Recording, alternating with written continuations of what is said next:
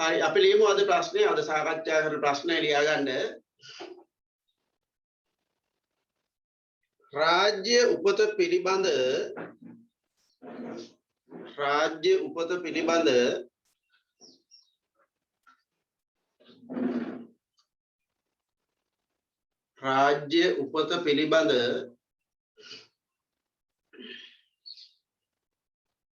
සමාජ සම්මුතිවාදය සම්බන්ධයෙන්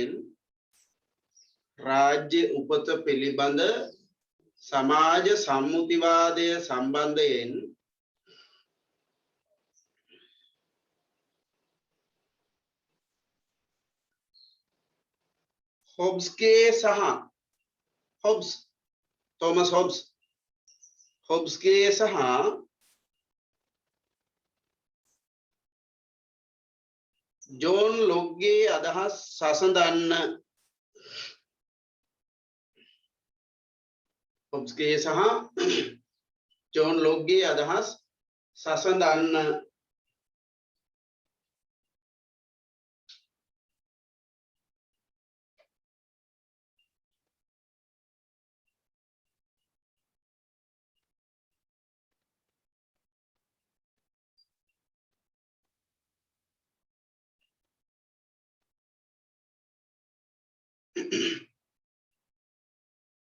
හරි දැන් මේ ප්‍රශ්නේ බලන්න හොඳට මේකේ දීලා තිනවා රාජ්‍ය උපත පිළිබඳ සමාජ සම්මුතිවාදය සම්බන්ධයෙන්. හරි එතකොට ඔයාලා පිළිතුරේ ආරම්භය ප්‍රවේශය සමාජ සම්මුතිවාදය කියන මතවාදය පිළිබඳ හැඳින්වීමක් තමයි කරන්න ඕනේ. අපෙන් අහලා තියෙන්නේ රාජ්‍ය උපත පිළිබඳ සමාජ සම්මුතිවාදය. දැන් එතකොට සමාජ සම්මුතිවාදය කියන මතවාදය නිර්මාණය වීමේ පසුබිම ඒක අනිවාර්යයෙන්ම ලියවෙන්න ඕනේ. ඊට පස්සේ සමාජ සම්මුතිවාදය කියන එකේ අදහස මොකක්ද ඒකේ අර්ථය මොකක්ද ඒකෙන් ඇඟවෙන්නේ අන්න ඒ අදහස ඔයාලගේ පිළිතුරේ ලියවෙන්න ඕනේ. ඒ වගේම මේ මතවාදය කවුරුන් විසින් කුමන කාලවලදී ඉදිරිපත් කළාද කියන කාරණා මුලින් ලියවෙන්න ඕනේ. හරි ටියුට් එකේ ඒවා තියෙනවා සාරාංශය අනමන ඔක්කොම තියෙනවා අපි ඒ නිසා ආලියන්න ඕනේ නැහැ. ටියුට් එක ගත්තාම ටියුට් එකේ ලියා ගන්න. ඔව් දැන් සමාජ සම්මුතිවාදයේ නිර්මාණය වීමේ පසුබිම මොකද්ද? ඒ සමාජ සම්මුතිවාදයේ ඉදිරිපත් වීමට පෙර මේ අපි ජීවත් වන සමාජය තුල ස්ථාපිත වෙච්ච පිළිගත් මතවාදයක් තිබුණා. රාජ්‍යයේ උපත පිළිබඳවත් රාජ්‍යයේ ස්වභාවය සහ ක්‍රියාකාරීත්වය පිළිබඳවත් සමාජගත වෙච්ච මතවාදයක් තිබුණා. සමාජ සම්මුතිවාදයට පෙර ඒ තමයි දේවවරම්වාදය. එතකොට දේවවරම්වාදය කියන්නේ අර පල්ලියත් එක්ක බැඳිච්ච අදහස. පල්ලිය විසින් ඒවා ව්‍යාප්ත කෙරුවේ නේද? එතකොට මිනිසුන්ව අර ආගමට යටත්ව තියාගන්න පාලකයන්ට උමනා පරිදි හසුරුවා ගන්න ඒ සඳහා යොදාගත් අදහස තමයි රාජ්‍ය කියන්නේ දෙවියන්ගේ නිර්මාණයක්. ඒ රාජ්‍යයේ නියෝජිතයා වශයෙන් ඉන්නේ රජු කියන්නේ දෙවියන්ගේ නියෝජිතය. මේ රාජ්‍ය මිහිපිට රාජ්‍ය පාලනය කරන්නේ දෙවියන්ගේ නියෝජිතයා. එතකොට දෙවියන් වහන්සේ කියන්නේ පීවියසට පෙනෙන කෙනෙක් නෙමෙයි. එයා බොහොම බලවත්, එයා අදෘශ්‍යමානයි. එයාව අපිට දකින්න බෑ, අපිට පේන්නේ නැහැ. එයා බොහොම බලගතුයි. එයා තමයි මේ රාජ්‍යයේ නිර්මාණකරුවා. එයා තමයි මේ රාජ්‍ය පාලනය කරන්නේ. නැත්නම් මේ සමස්ත ලෝකේ පාලනය කරන්නේ. එයාගේ නියෝජිතයා වශයෙන් ඒවල තියෙනවා රජතුමා. ඒ රජුගේ පාලනය, රාජ්‍ය පාලනය ඒකට විරුද්ධ වෙනවයි කියලා කියන්නේ කෙලින්ම දෙවියන් වහන්සේට විරුද්ධ වීම. ඕක තමයි දේවවරම්වාදයේ පිළිගැනීම. එතකොට රජු දරුණු පාලකයෙක් වෙනවා නම් එයා ජනතාව මත බොහොම ක්‍රූර අමානුෂික විදිහට බලය යොදවනවා නම් ඒ ඔක්කොම සිද්ධ වෙන්නේ දෙවියන්ගේ කැමැත්ත මත. එතකොට දෙවියන්ට විරුද්ධ වෙන්න කිසිසේත්ම මිහිපිට මිනිසුන්ට පුළුවන් කමක් නැහැ. රජුට විරුද්ධ වෙනවා කියලා කියන්නේ දෙවියන් වහන්සේට විරුද්ධ වීම. ඕක තමයි දේවරම් වාදයේ අදහස. ඉතින් ඕක ඔක්කොම ලියන්න යන්න එපා. මම මේ පසුබිම කිව්වේ. දැන් ඔයාලගේ තියෙන වැරද්ද තමයි ඔයාලා කල්පනා කරන්නේ අපිට උත්තරේ ලියන්න කොච්චර කාලයක් තියෙනවද? ඒ තුල අපි ලියන්න ඕනේ මොනවද කියලා. ගත ගමන් ලියාගෙන යනවා. ඉස්සරලා උත්තරේ ප්ලෑන් කරගන්න. උත්තරේ හොඳට ප්ලෑන් කරගන්න. මෙන්න මේවට තමයි ලියන්නේ කියලා. මේ ප්ලෑන් කරගන්න තමයි අර සාරාංශය කියලා එකක් දීලා තියෙන්නේ. ප්‍රශ්නයක් අහගොම මේ ප්‍රශ්නෙට ලිවිය යුතුයි කියලා ඔළුවට හැංගෙනවනේ යම් කාරණා ටික. ඒ ටික ලියන්න. පිළිතුරක් හැම වෙලාවෙම තාර්කික විය යුතුයි, විචාරශීලී විය යුතුයි. ඒ නිසා පිළිතුරේ සාධනීය නිෂේධනීය පැති ඔක්කොම එකතු කරගන්න ඕනේ. හරි. එතකොට ඔන්න දේවරම් වාදී මතවාදයේ ස්වභාවය. දැන් ඔය දේවරම් වාදී මතවාදයට ප්‍රතිවිරුද්ධව ඉදිරිපත් වෙච්ච මතවාදය තමයි සමාජ සම්මුතිවාදය කියලා කියන්නේ. ඉතින් අහලා තියෙන ප්‍රශ්නෙන් සමාජ සම්මුතිවාදය කියන එකනේ. ඒ නිසා ඔයාලට කෙලින්ම පිළිතුර පටන් ගන්න පුළුවන් සමාජ සම්මුතිවාදය කියන්නේ මොකක්ද?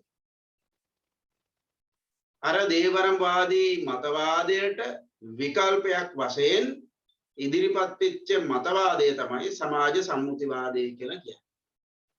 ඒතකොට සමාජ සම්මුතිවාදයේ පිළිගැනීම උනේ රාජ්‍ය කියන්නේ දෙවියන්ගේ නිර්මාණයක් නෙවෙයි. රාජ්‍ය කියන්නේ යම්කිසි බලගත් පුද්ගලයෙක් විසින් නිර්මාණය කරපු දෙයක් නෙමෙයි. අදුසමාන බලවේගයක නිර්මාණයකුත් නෙමෙයි. රාජ්‍ය කියන්නේ මිනිසා විසින් නිර්මාණය කරගන්නා ලද මානව සංවිධානයක් කියන එක තමයි සමාජ සම්මුතිවාදයේ පිළිගැනීම උනේ. ඒ කියන්නේ ප්‍රථම වතාවට රාජ්‍ය උත්පත්තියට රාජ්‍යයේ බිහිවීමට සමාජමය පදනමක් දීලා තියෙනවා. එතකොට මේ අය කියන විදිහට සමාජය තුළ ජීවත් වන මිනිසුන් ඒ මොහොතේදී පැන නැගුණු විවිධ ප්‍රශ්න නිසා ඒ ප්‍රශ්නේ විසඳා ගැනීම වෙනුවෙන් රාජ්‍ය කියන සංවිධානය බිහි කරගන්න පොදු එකඟතාවයකට ආවා. මිනිස්සු පොදු එකඟතාවයකට ආවා. පොදු එකඟතාවයකට ඇවිල්ලා ඒ එකඟතාවය අනුව තමයි රාජ්‍ය බිහි කර ගැනීම සිද්ධ වෙලා තියෙන්නේ. ඒක තමයි පොදු භාරය. එතකොට මේ මතය ඉදිරිපත් කරන්නේ තුන් දෙනෙක්. දෙන්නෙක් ඉංග්‍රීසි ජාතිකයෝ, එක්කෙනෙක් ප්‍රංශ ජාතිකයෙක්. මුලින්ම මේ සමාජය තුළින් නැත්නම් මිනිසුන්ගේ පොදු එකඟතාවයක් මත රාජ්‍ය බිහි වුණාය කියන අදහස පළමුවෙන්ම ඉදිරිපත් කරන්නේ තෝමස් හොබ්ස්. තෝමස් හොබ්ස් කියන්නේ රාජාණ්ඩුවාදියෙක්. ඒ ගැන අපි පස්සේ කතා කරමු. හොබ්ස් 1651 දී ලෙවියතාන් කියලා පොතක් ලියනවා. ඒ පොතෙන් යා පෙන්නලා දෙනවා පාලකෙක් බිහි කරගත්ත ජනතාව තමන් සතු බලයේ ඒ පාලකයට පවරා දීම තුලින් රාජ්‍යත්වයේ කියන එක නිර්මාණය කරගත්තා කියලා. ඊළඟට ජෝන් ලොක් 1689 තමයි මේ පොත ප්‍රකාශනපත් කරයි කියලා කියන්නේ. සමහරු 691 කියලා කියනවා. හැබැයි ඇත්තටම මේ සමාජ සම්මුතිවාදී අදහස් එයා ඉදිරිපත් කරලා තියෙන්නේ උත්කෘෂ්ඨ විප්ලවයටත් පෙර. ඒ කියන්නේ 1685 86 වගේ කාලවල තමයි එයා මේ අදහස් ඉදිරිපත් කරලා තියෙන්නේ. එයා ඒ පස්සේ විප්ලවයට පෙර රටෙන් යනවා වෙන රටකට, ස්කොට්ලන්තයටද කොහෙද මන්ද යනවා. ඒ යන්නේ මං හිතන්නේ එයාගේ ජීවිතේට මොනවා හරි තර්ජන තියෙන්න ඇති. මොකද රාජාණ්ඩුව දැඩිව විවේචනය කරපු අදහසක් නේ. ඒ නිසා එයා යන්න ඇති. කොමාරි විප්ලවයේ ඉවර වෙලා ඇවිල්ලා තමයි මෙයා මේ අදහස් එකතු කරලා මේ පොත ප්‍රකාශනපත් කරන්නේ. දල වශයෙන් කියනවා 1689 කියලා 1691 කියලා කියන මේ වර්ෂ ගැන එච්චර ලොකුවට වද වෙන්න ඕනේ මේ රචනා ප්‍රශ්නයක නම් ඔය දැන් මම ඉස්සලා දැක අවුරුද්දක් වරද්දලා කිව්වා. ඒ වගේ ඒවා ගණන් ගන්නේ නැහැ එච්චර. හැබැයි ව්‍යුහගත ප්‍රශ්නයක නම් ඉතින් ඒ වගේ අවුරුදු ගණන් අහන්නේ නැහැ. ව්‍යුහගත ප්‍රශ්නවල නිශ්චිත පිළිතුරක් බලාපොරොත්තු වෙනවා. බහුවර්ණ ප්‍රශ්නවල නිශ්චිත පිළිතුරක් බලාපොරොත්තු වෙනවා. රචනා ප්‍රශ්න වලදී නම් ඔය අවුරුදු එහෙම වැරදුනායි කියලා වෙච්චර ගණන් ගන්නේ නැහැ. හරි කොහොම වුණත් ඉතින් නිවැරදිව ලියන්න වැරදි ලියනට වඩා නමුත් මේ පිළිබඳව නිශ්චිත අදහසක් නැහැ. 689 කියලා දල වශයෙන් ලියන්න ගැටලුවක් නැහැ. 91 කියලාත් මම්ම දීලා තියෙනවා. එතකොට දැන් ලොක් අර හොබ්ස්ගේ මතයෙන් පිළිගත්ත රාජ්‍ය බිහි වුණේ සමාජය තුළ ඇතිවෙච්ච සම්මුතියක් මගින් කියලා. එයා ලියනවා පොතක් සිවිල් ආණ්ඩුව පිළිබඳ සම්මුතියෙන් දෙකක්. එතනින් පස්සේ ෆ්‍රාන්ස් විප්ලව සමයට ආසන්නයේදී ඊට පෙර 1762 දී ප්‍රකාශයට පත් කරනවා රූසෝ සමාජ ගිවිසුම නැත්නම් සමාජ සම්මුතිය කියලා පොතක්, සෝෂල් කොන්ට්‍රැක්ට් කියලා පොතක් ප්‍රකාශයට පත් කරනවා. ඒ ග්‍රන්ථය තුලිනුත් මේ සමාජ සම්මුතිවාදය පිළිබඳ අදහස ඉදිරිපත් කරලා තියෙනවා. ඒතකොට හොබ්ස් සහ ලොක් බ්‍රිතාන්‍ය ජාතිකයෝ, ඉංග්‍රීසි ජාතිකයෝ, රූසෝ ප්‍රංශ ජාතිකේ, මේ හොබ්ස් ලොක් රූසෝ කියලා තුන් දෙනා තමයි සමාජ සම්මුතිවාදය පිළිබඳ අදහස ඉදිරිපත් කරලා තියෙන්නේ. ඉතින් ඔන්න ප්‍රවේශය. හරි? ඒතකොට ප්‍රවේශය වෙන කොහේරි මේ සමාජ සම්මුතිවාදයේ ප්‍රකෘති සමාජය හරි එහෙම නැත්නම් මේ සිවිල් සමාජය හරි ඒව ගැන අදහස් දීලා උත්තරේ පටන් ගන්න එපා. ඒව අදාළ නැහැ. අදාළ නැහැ කියලා කියන්නේ මෙහෙම මේ ප්‍රවේශයට අදාළ නැහැ. ප්‍රවේශයෙන් බලාපොරොත්තු වෙන්නේ සමාජ සම්මුතිවාදය කියන්නේ මොකක්ද? ඊට පෙර තිබිච්ච මතවාදය මොකක්ද? එතකොට මේ පෙර තිබිච්ච එකට විකල්පයක් වශයෙන් සමාජ සම්මුතිවාදය ඉදිරිපත් වුණායි කියන අදහස. අපි ලියමු මෙහෙම. මිනිසුන් අතර ඇති වූ මිනිසුන් අතර ඇති වූ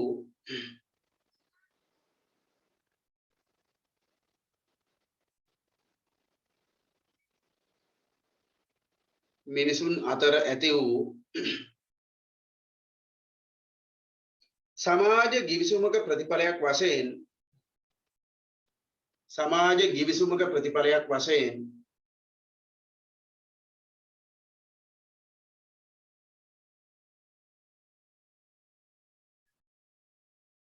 රාජ්‍ය බිහි වූ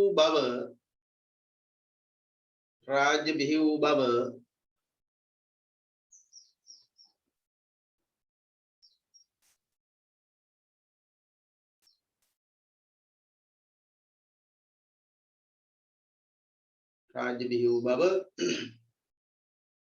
සමාජ සම්මුතිවාදයෙන් පෙන්වා දෙයි.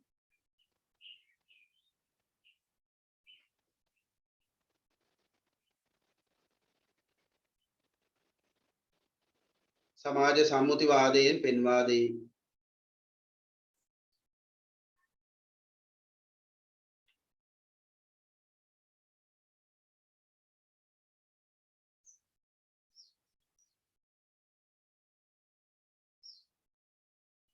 ඉංග්‍රීසි ජාතිකයන් දෙදෙනෙකු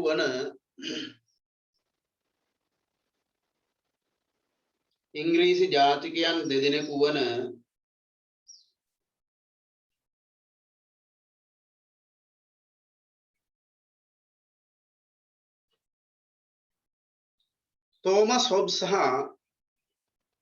තෝමස් හොබ්ස් සහ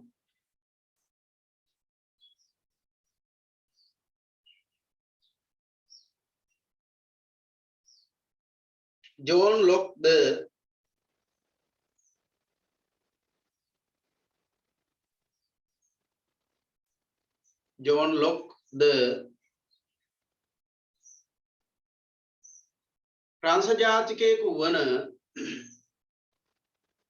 ප්‍රංශ ජාතිකයෙකු වන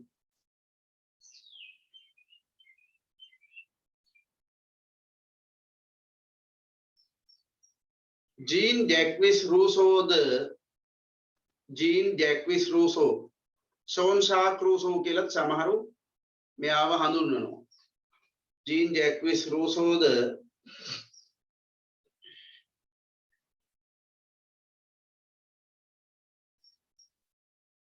සමාජ සම්මුතිවාදයේ පිළිබඳ අදහස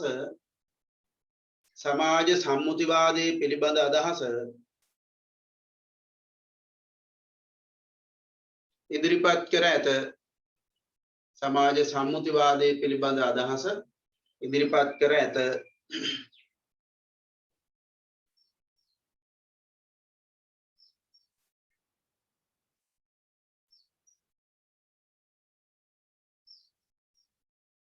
හොබ්ස්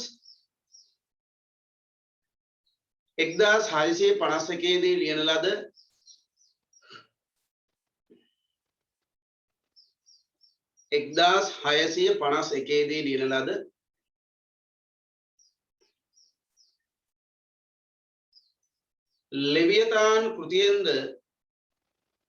लेवियतान कृतियेंद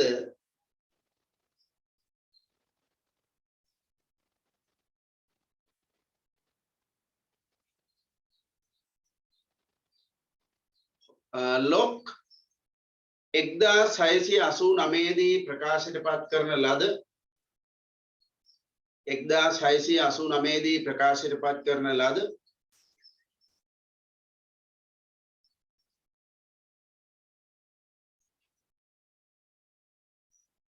සිවිල් ආණ්ඩුව පිළිබඳ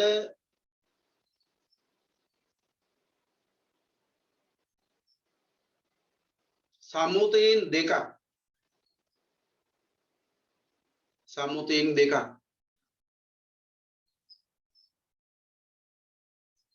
නම් කෘතියෙන්ද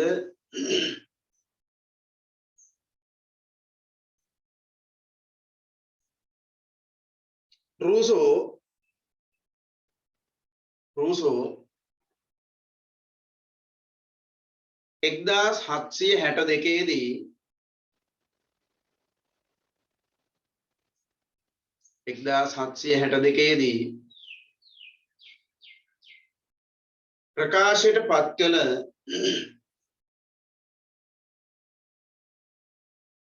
ප්‍රකාශයට පත් කළ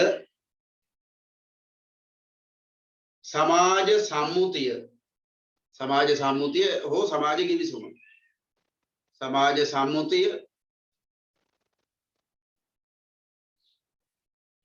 කෘතියෙන්ද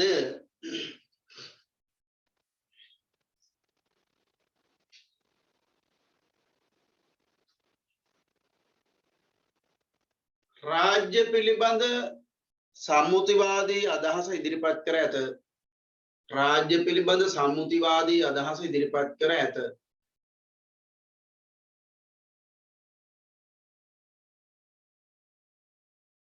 හරි. ඔන්න දැන් අපි කතා කරුවේ සමාජ සම්මුතිවාදය කියන්නේ මොකක්ද? ඒක ඉදිරිපත් කරුවේ කවුද? ඕක තමයි අපි කතා කරුවේ ප්‍රවේශය. ප්‍රවේශයට තව තියෙනවා මේකේ. හරි?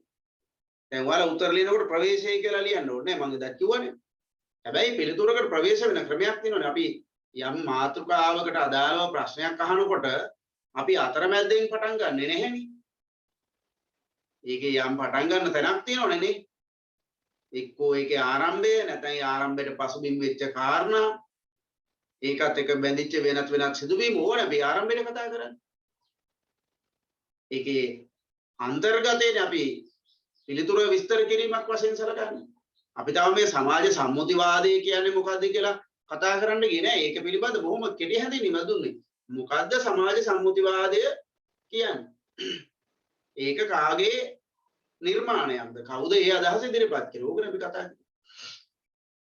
එහෙනම් අපි ඊළඟ ඡේදයෙන් එනවා කුමන මතවාදයකට විකල්පයක් වශයෙන්ද මේ අලුත් අදහස ඉදිරිපත් වෙන්නේ? දැන් අපි කතා කරුවේ දේවරම් වාදයේ විකල්පයක් වශයෙන් කියලා නේ. අපි ලියමු මෙහෙම. එතෙක් පැවති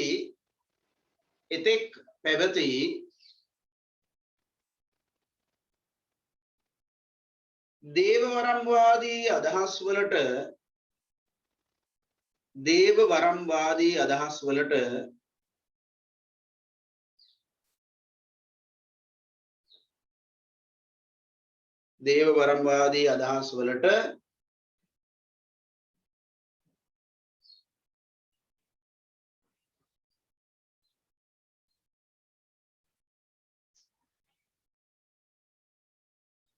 විකල්පයක් වශයෙන්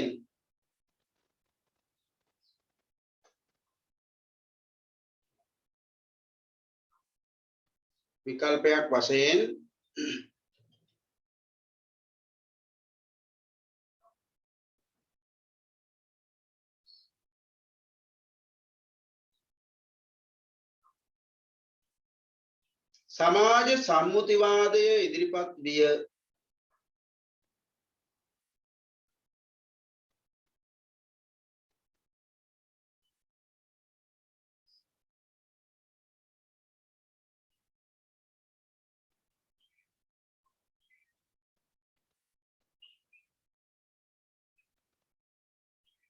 සමාජ සම්මුතිවාදී අදහස් ඉදිරිපත් විය.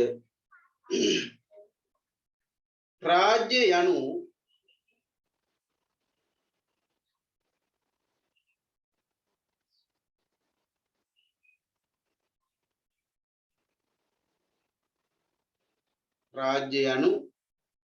දෙවියන්ගේ නිර්මාණයකි.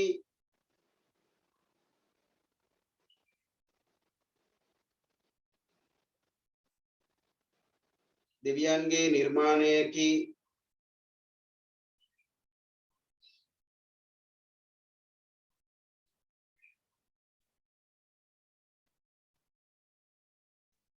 යන අදහස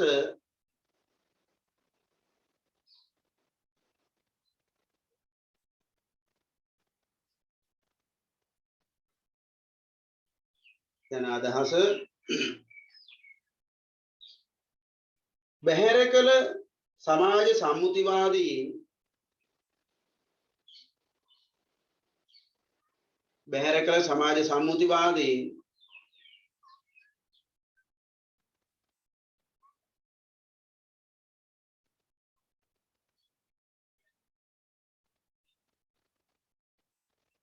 රාජ්‍ය උපතට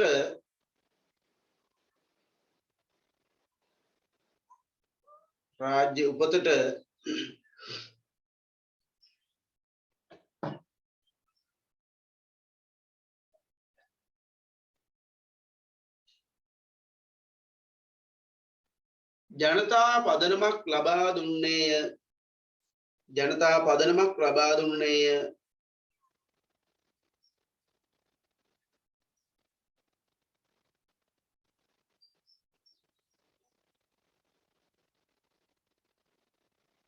සමාජ සම්මුතිවාදීන්ට අනුව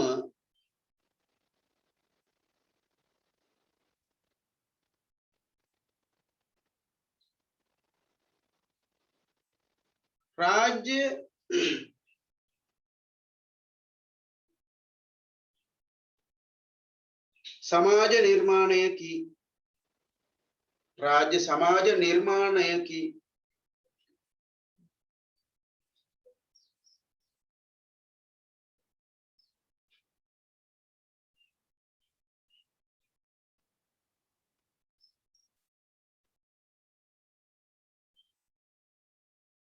මොවුන් විසින්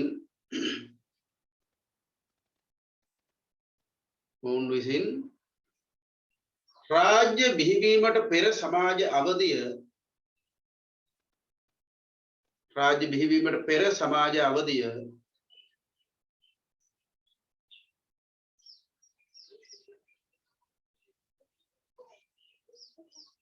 ප්‍රකෘති සමාජයේ හෙවත්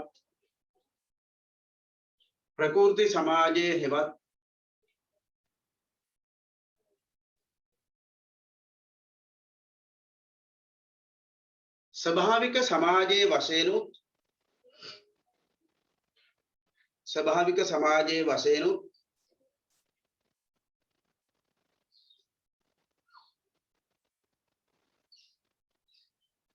රාජ්‍ය බිහි කර ගැනීමෙන් පසු අවධිය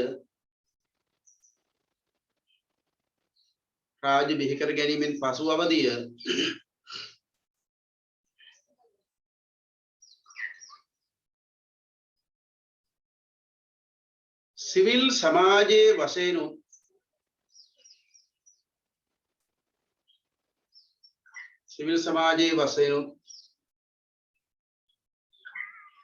නම් කරයි.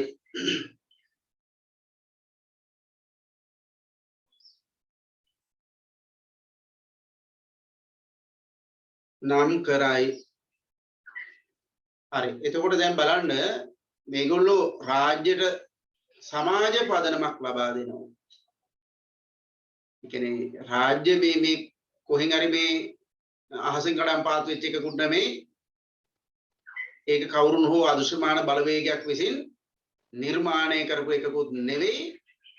ඒක අපිමයි බිහි කරගත්තේ. වෙන කවුරුත් නෙමෙයි. අපිමයි. මේ අපි තුල තියෙනවා ඉතින් එක ආකාරයේ මිත්‍යා පිළිගැනීම නේද? අපි බොහෝ වෙලාවට පුරුදු වෙලා තියෙන මිත්‍යා පිළිගැනීම වලට. ඉතින් ඒක අතීතයේදී ඉතාම ප්‍රබලව තිබුණා. සමාජයේ දියුණු වෙන්නේ කොතනින්ද බලන්නකෝ. මිත්‍යාව අතහැරපු තැනින්නේ සමාජයේ දියුණු වෙන්නේ. දේවරම් වාදයේ පිළිගෙන තිබුණු තාක්කල් සමාජයේ අවුරුදු දහස් ගාණක් එකම තැන පල් වෙමින් තිබුණා. උගත්කම අධ්‍යාපනය අවශ්‍ය වෙන්නේ ආන්නේ මිත්‍යාවෙන් මිදෙන්න. දැන් බලන්න ගොඩක් වෙලාවට ඉතින් මම මේ අපහාස කරනව නෙමෙයි. උගත් සමාජය තුල තියෙනවා. නමුත් බහුල වශයෙන් නුගත් සමාජය තුල මේ මිත්‍යාව පිළිගැනීම බරපතල විදිහට තියෙනවා. පාපහාසයට ඉදාම පහසුනා තමන්ගේ මතවාදයට මිනිසුන් ආවනත කරගන්න. ඇයි? උගත් සමාජයක් තුල මිනිසු තර්කානුකූලයි. ප්‍රශ්න කරනවනේ. හැම වෙලාවෙම ප්‍රශ්න කරනවා. උගත් මිනිසු හැම වෙලාවෙම තර්ක කරනවා.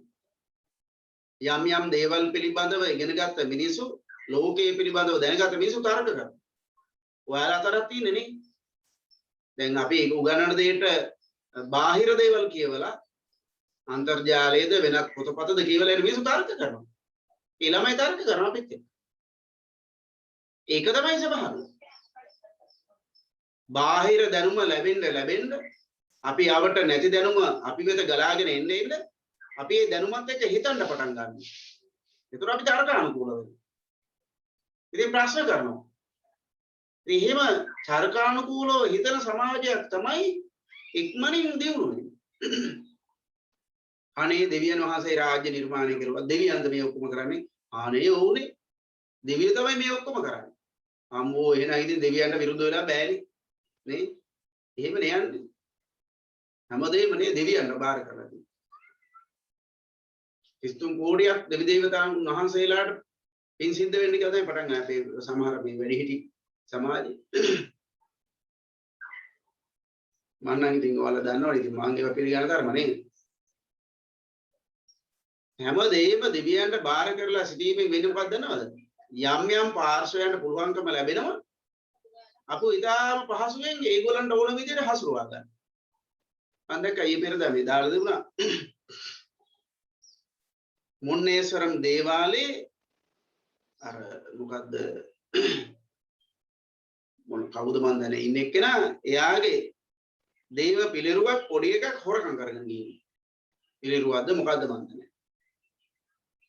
පූසාරිය ගිහිලා හලාවද පොලිසියට මේ දේවාලේ මෙන්න මෙහෙම එකක් හොරකම් කරගෙන ගිහිල්ලා තියෙනවා ඒක නෑ කියලා. මොකද්ද මන් දන්නේ මට මන් දන්නේ මොකක් හරි හොරකම් කරගෙන ගිහිල්ලා පත්තරේ මන් දැක්ක ලොකුට දාලා දුන්නා මේ Facebook එකේ.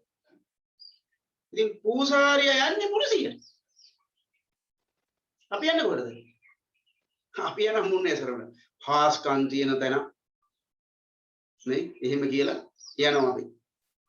යකෝ දේවාලෙ දිවිත් එක දේවාලය ඇතුලේ ආරක්ෂා කරගන්න බැරි නම් ඒ මනුස්සයගේ පොලිසියට නම් අපි මොන අලගිරියක් කන්නද මේ මුන්නේසරට කියලා බාරකට ගන්න. අනේ මාව විභාගයෙන් පාස් කරලා දෙන්න. අනේ මට ඒ 9ක් අරන් දෙන්න. අනේ මට ඒ 3ක් අරන් දෙන්න. අනේ මාව රෑන්ක් එක 10ට දාලා දෙන්න 5ට දාලා දෙන්න 1ට දාලා දෙන්න. මං හිතන්නේ රෑන්ක් එක වෙච්ච එක ළමයෙක්වත් ඒව විශ්වාස කරලා නැති කියලා. අර ගෙදරින් එල්ලෙන ප්‍රෙෂර් එකයි බලපෑමයිත් එක්ක යනවා. හැබැයි අපි ඒකටම වැඳගෙන පුදාගෙන දෙවියන් වහන්සේ අපිව සමත් කරත්වා කියලා හිටියනම් අපිට මොකද වෙන්නේ? විනාඩියක් දෙන්න ළමයි.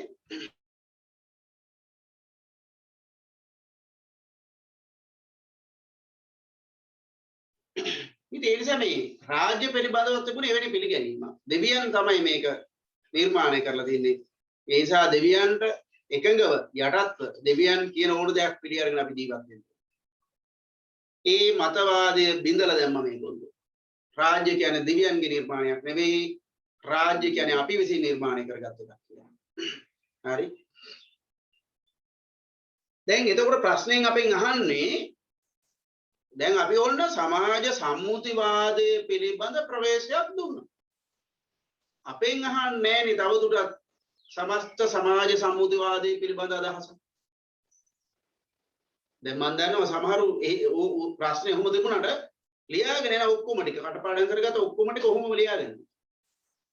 නෑ අපිට මෙතනින් කියනවා මේ සමාජ සම්මුතිවාදයට අදාළ හොබ්ස් ඉදිරිපත් කරපු අදහස් වලින් ලොක් ඉදිරිපත් කරන අදහස වෙනස් වෙන්නේ කොහොමද? ඕකයි අපි කරන්නේ. එහෙනම් අපිට මොකද්ද කරන්න තියෙන්නේ පුතේ?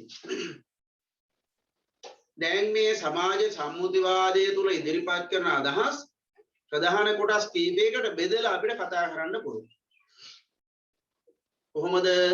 1 ප්‍රකෘති සමාජය පිළිබඳව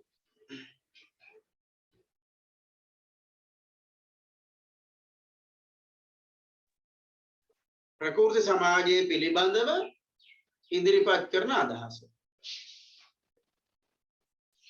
ගිවිසුමකට එළඹීමට හේතුව සහ ගිවිසුමේ ස්වභාවය විස්තර කරන්න පුළුවන්. ගිවිසුමෙන් පස්සේ බිහි වෙන්නේ සිවිල් සමාජය. එහෙනම් සිවිල් සමාජයේ ස්වභාවය පිළිබඳව අපි කතා කරන්න පුළුවන්. ඔන්න ඔළුවට දාගන්න ඒ කොටස් තුන. අර කටපාඩම් කරගෙන කියනකොට නෑ ඔළුවේ වැඩ කරන්න ඕනේ. මොනවද අපි මේකෙන් ඉගෙන ගන්න? ප්‍රකෘති සමාජයේ ස්වභාවය, ගිවිසුමට හේතුව සහ ගිවිසුමේ ස්වභාවය, සිවිල් සමාජයේ ස්වභාවය.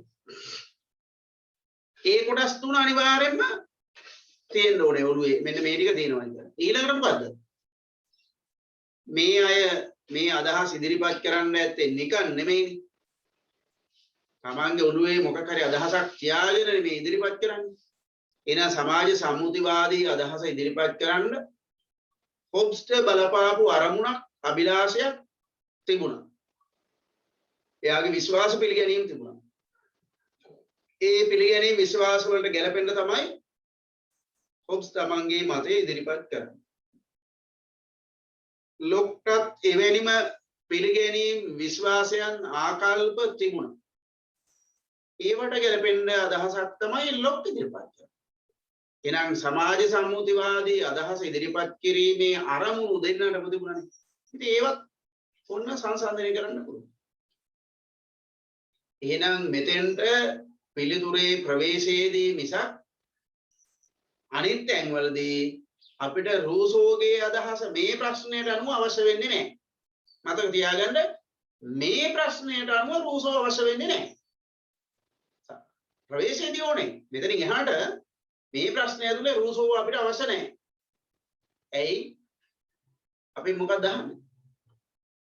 සමාජ සම්මුතිවාදය පිළිබඳ හොබ්ස්ගේ සහ ලොක්ගේ අදහස් සසඳන්න. ඕකනේ අපිට කියන්නේ. එහෙනම් අරගෙන ඉන්න එපා රූසෝ මෙතෙන්ට. රූසෝ මෙතෙන්ට කියලා වැඩක් නැහැ අපෙන් අහන්නේ නේද? ඒ නිසා අහන දෙයට උත්තර සපයන්න. හරි? හරි. එහෙනම් ඔන්න අර කොටස් හතර මොකද්ද? ප්‍රකෘති සමාජයේ ස්වභාවය, ගිවිසුමට හේතුව, ගිවිසුමේ ස්වභාවය, සිවිල් සමාජයේ ස්වභාවය, අදහසට බලපාන ලද අරමුණු, මේවා එක එක අපි සංසන්දනය කරනවා. අපි ඉස්සරලාම අරගෙන කතා කරමු ප්‍රකෘති සමාජයේ පිළිබඳ අදහස සංසන්දනය කරන්න කියලා නේ කියන්නේ. ඒකෙන් අදහස් කරන්නේ හොබ්ස්ගේ අදහස් ටික ඔක්කොම ලියාගෙන ගිහිල්ලා ඊට පස්සේ ලොක්ගේ අදහස් ටික ලියාගෙන යෑම නෙවෙයි. යම් කාරණයක් ගත්තා දෙන්නට අදාළව සසඳුන. එහෙනම් ඔන්න අපි ගන්නවා මොකද්ද? ප්‍රකෘති සමාජය. එද මේගොල්ලෝ මේ සමාජයේ අවදි දෙකකට බෙදනවනේ. ඒ ප්‍රකෘති සමාජයයි ගිවිසුමට හේතුවයි ගිවිසුම ඇතිවීමයි ඕන එකට ගත්ත හැකියාවක් නැහැ. වෙනම ලියන්න පුළුවන් එකට අරන් ලියන්නත් පුළුවන්. හැබැයි සිවිල් සමාජයේ පිළිබඳ අදහසේදී ඒක වෙනම ඉදිරිපත් කරන දෙන්නගේ අදහස් ගලපන. දැන් ප්‍රකෘති සමාජයේ පිළිබඳ අදහසක් ඉදිරිපත් කරනවානේ. ඒ කියන්නේ රාජ්‍ය බිහි කර ගැනීමට පෙර සමාජයේ ඒ කියන්නේ ප්‍රකෘති සමාජය කියන්නේ. දැන් ප්‍රකෘති සමාජයේ පිළිබඳව හොබ්ස් දරන්නේ නිෂේධනීය මතයක්.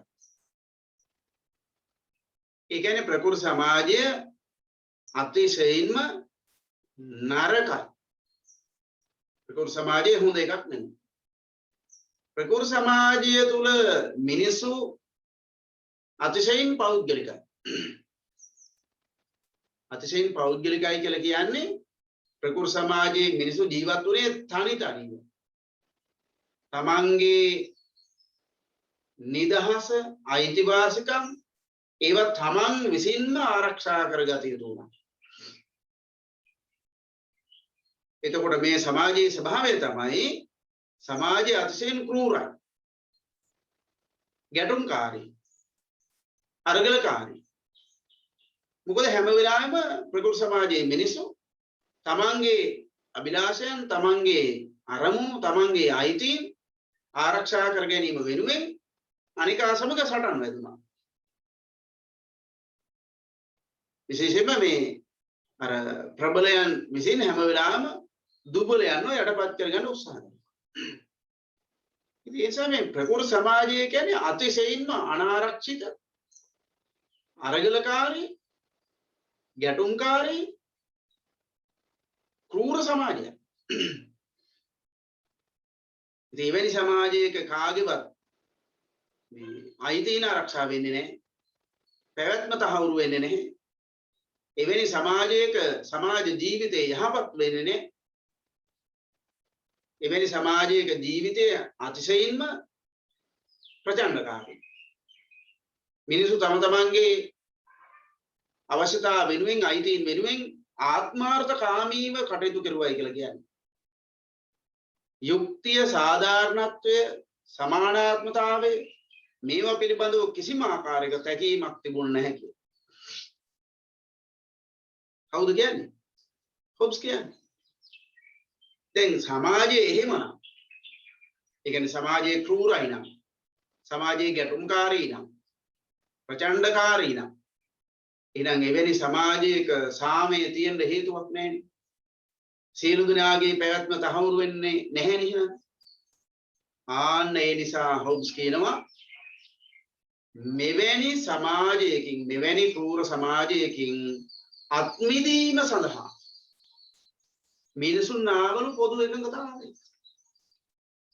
ඇවිල්ලා මිනිසුන් පාලකෙක් බිහි කරගත්තා. අරාජික සමාජයක්. රාජ්‍ය බිහි වෙන්නේ පාලකයා බිහි කර ගැනීමත් එක්ක. එහෙනම් ඒ අරාජික සමාජය තුල පාලකෙක් බිහි කරගෙන ඒ පාලකයට බලය පවරා දීම තුලින් අර සමාජයේ තිබෙන අරාජික ස්වરૂපය නැති කර ගැනීම සඳහා මිනිසුන් කටයුතු කරුවයි කියලා වුණ ඉදිරිපත් කරනවා හොබ්ස් අදහස.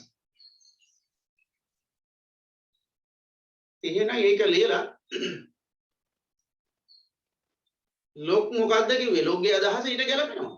සංසන්දනය කරමු. නේ? අපි ලියමු අලුත් ඡේදය.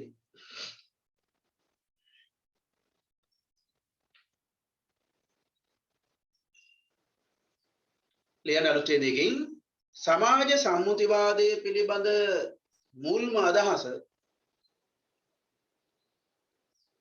සමාජ සම්මුතිවාදයේ පිළිබඳ මුල්ම අදහස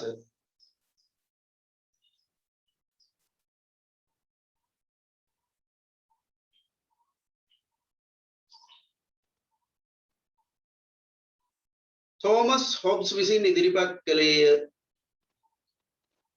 තෝමස් හොබ්ස් විසින් ඉදිරිපත් කළේය.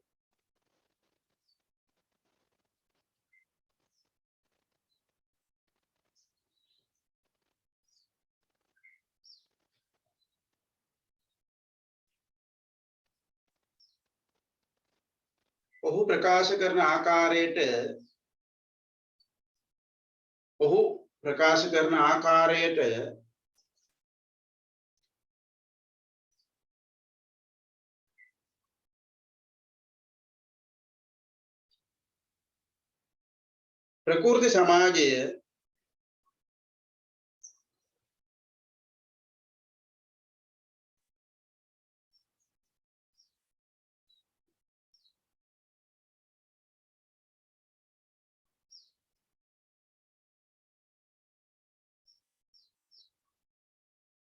ප්‍රකෘති සමාජය අතිශය ක්‍රූර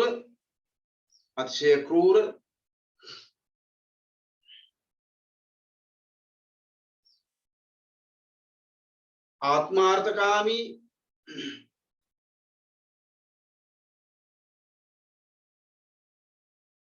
අරගලකාරී එකකී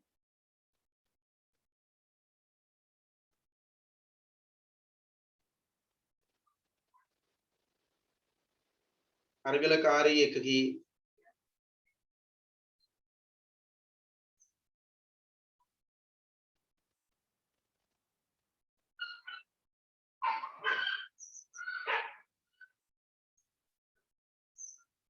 ප්‍රකෘති සමාජය තුළ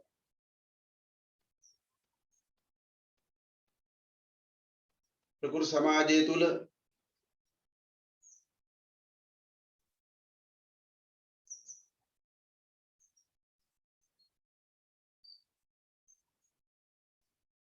මිනිසාට ප්‍රකෘති සමාජය තුළ මිනිසාට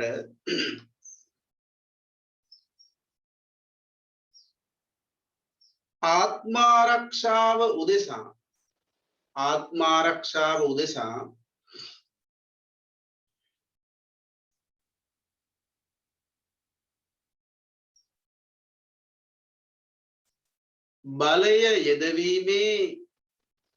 බලය යෙදවීමේ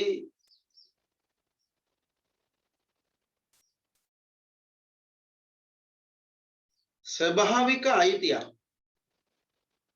බලය යෙදවීමේ ස්වභාවික අයිතියක්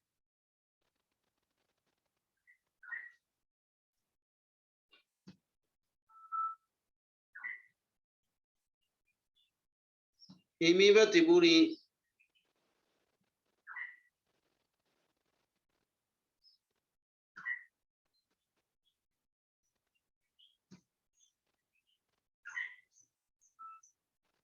බලය යෙදවීමේ ස්වභාවික අයිතියක් හිමිව තිබුණි.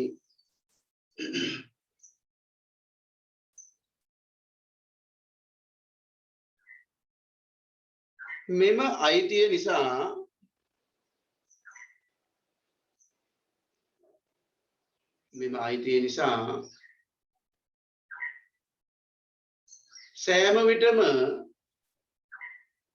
අයිතිය නිසා සෑම විටම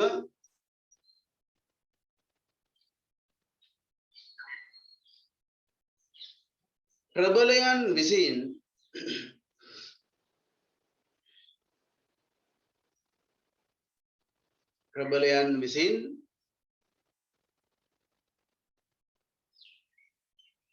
දුබලයන්ව යටපත් කර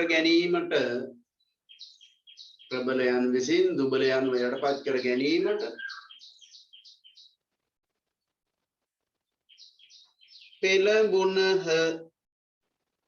පෙළඹුණහ.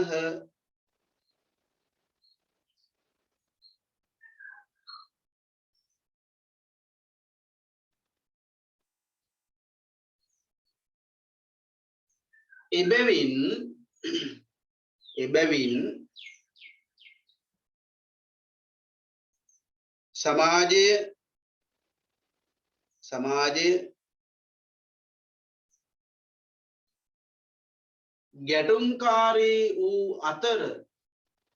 සමාජය ගැටුම්කාරී වූ අතර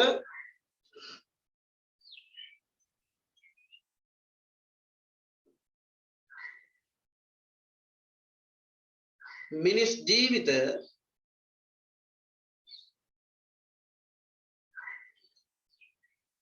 ජීවිත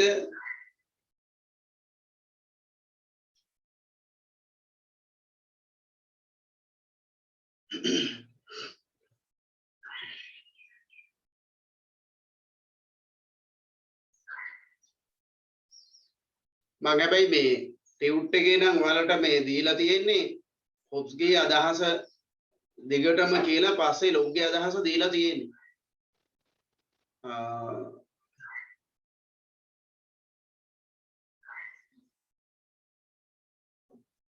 ඒකට හැබැයි හේතුව මම හිතන්නේ මේ පිළිතුර සාරාංශ කරන්න ගත්ත උත්සාහයක් තියෙන්නේ. හැබැයි අර විදිහට කියන්නත් පුළුවන්. ඒ කියන්නේ එක කාරණයක් අරගෙන දෙන්නට සංසන්දනය කරන්න පුළුවන්. ඒක තමයි වඩා සාර්ථක ක්‍රමය. එහෙම තමයි අපි හැමතැනකම කරන්නේ. නමුත් මම මේක නම් ඒ ක්‍රමයේ අනුගමනය කරලා නැහැ. බොහෝ දුරට අර පිළිතුර ප්‍රමාණයට වඩා මේ දැන් අපිට කියන්නේ මෙතන මේ දෙන්නේගේ අදහස් සාරාංශ කරන්න ලකුණු 10ක ප්‍රශ්නයක් විදිහට තමයි සාකච්ඡා කරලා තියෙන්නේ. ඒ නිසා තමයි මේ ක්‍රමයේ අනුගමනය කරලා තියෙන්නේ. හැබැයි ලකුණු 20ක ප්‍රශ්නයක් විදිහට ලියනකොට ඔයාලට මීට වඩා බොහොම විස්තරාත්මකව සහ කරුණු සහිතව ලියන්න පුළුවන්. ඔව් බලමු අපි ලියලා ඒතර ලොකු ගැටලුවක් නැහැ. මම මේක ගලාගෙන යෑම පිළිබඳ ගැටලුවක් වෙනවා නේද වෙන් කරුවොත් එම.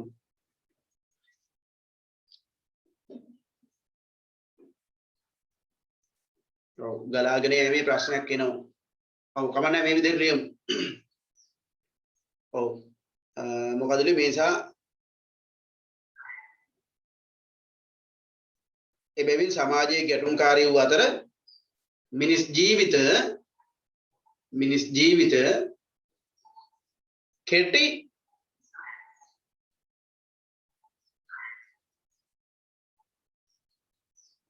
කාලකන්නි නපුරු එහෙමත් කියනවද නේ? ඕව මොනවද ඇමතිලා අපිට කිව්වේ? ගුරුවරුන්ට කිව්වේ ඇමතිලා නේ.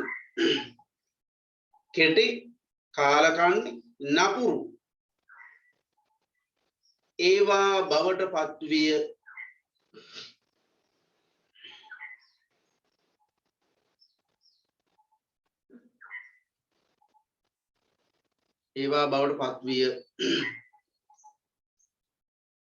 මෙම තත්ත්වය පාලනය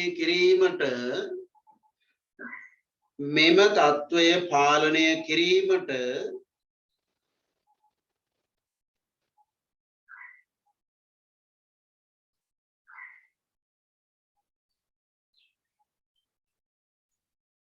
සමාජය තුළ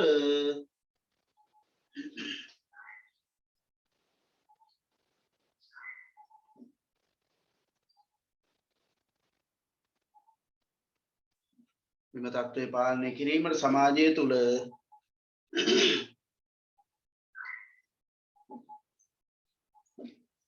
නිශ්චිත ස්වාධිපතියෙක් නොවිය. නිශ්චිත ස්වාධිපතියෙක් නොවිය.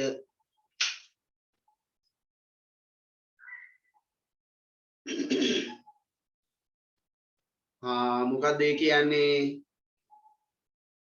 දැන් අපේ ජීවත් වන සමාජය පාලනය කරන්න නිශ්චිත ස්වාධිපතියෙක් ඉන්නවද නැද්ද? ඔව්.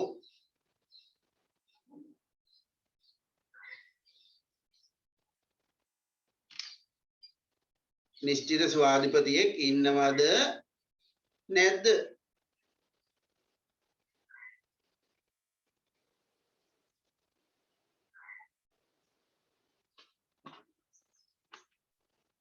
උත්තර දෙන්නේ නැහැ කවුරු. රශ්මිකා හංසමාලි නිශ්චිත ස්වාධිපතියෙක් ඉන්නවද පුතේ?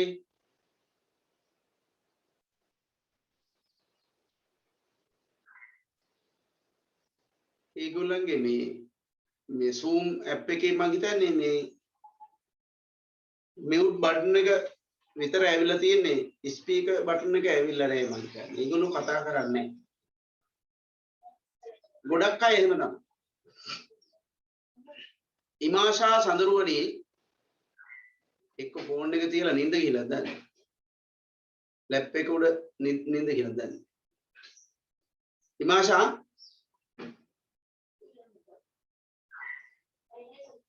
විමන්දි සර් ප්‍රශ්න පොඩ්ඩක් කියන්නකෝ ආයේ. දැන් හොබ්ස් කියන විදිහට මේ තියෙන තත්ත්වේ පාලනය කරන්න ඒ කියන්නේ මේ ගහ ගන්න මරා ගන්න නපුරු මේ ජීවිත මේවා පාලනය කරන්න නිශ්චිත ස්වාධිපතියෙක් හිටියේ නැහැ. මම අහන්නේ අපි ජීවත් වන දැන් මේ වර්තමාන සමාජය තුළ එවැනි තත්ත්වයක් ඇති වුණොත් සමාජය පාලනය කරන්න නිශ්චිත ස්වාධිපතියෙක් ඉන්නවද නැද්ද? සර් ඉතින් රාජ්‍යපාලකයනේ වර්තමානයේ නම් ඒක කරන්නේ. මේක තමයි මම නේද? දැන් ඉන්නවා එක්කෙනෙක්. දැන් අපි පාරේ ගහගත්තොත් බැරිලාවත් අපි කියමුකෝ මේ හණ්ඩායම් දෙකක් ගහ ගන්න. ඔය කොළඹ එහෙම වුණ ගමන් එනවා. හණ්ඩායම් දෙකක් ගහ ගන්නවා පාර මැද්දේ. දැන් මොකද කරන්නේ? කවුරු හරි 119 ට කතා කරා නැත්නම් 119 නේ 119 නේද? 119 ට කතා කරා. පොලිසියෙන් ආවා. දාගත්ත ජීප් එකේ ගිහලා දැම්ම කූඩුවේ පහුවෙන්දාට උසාවි දැම්මා.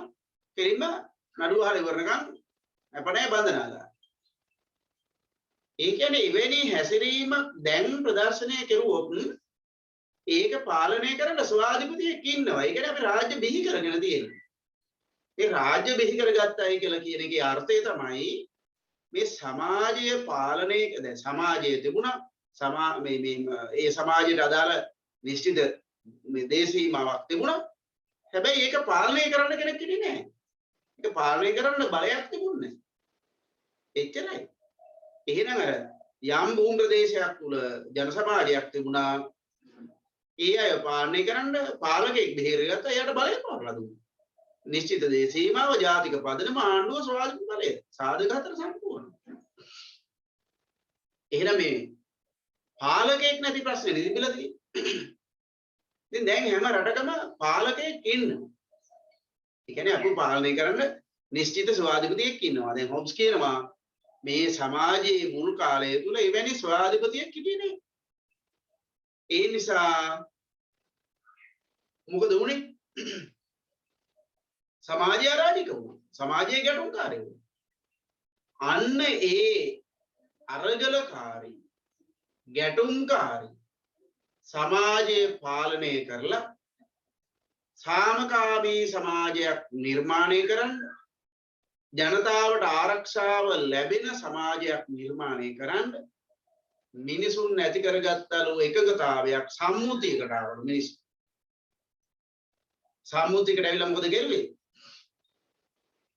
මිනිසුන් ළඟ තනි වශයෙන් තිබිච්ච බලය මට තිබිච්ච බලය අනිකාට තිබිච්ච බලය කොහොම සමාජයේ බලය එක පුද්ගලයාට තියෙන්නේ.